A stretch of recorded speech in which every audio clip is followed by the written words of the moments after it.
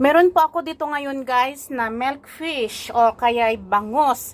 Magluluto tayo ngayon guys ng paksi. Lagyan natin guys ng ricado, kagaya ng bawang, sibuyas at luya. Lagyan natin guys ng talong.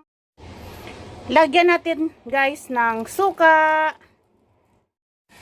Damihan ko guys ang paglagay ng suka. Lagyan natin guys ng soy sauce. Ayan. Maglagay tayo ng asin. At lagyan natin ng paminta. Lagyan natin guys ng tubig. Ayan. Tatakpan natin at ating pakuluan. Ayan.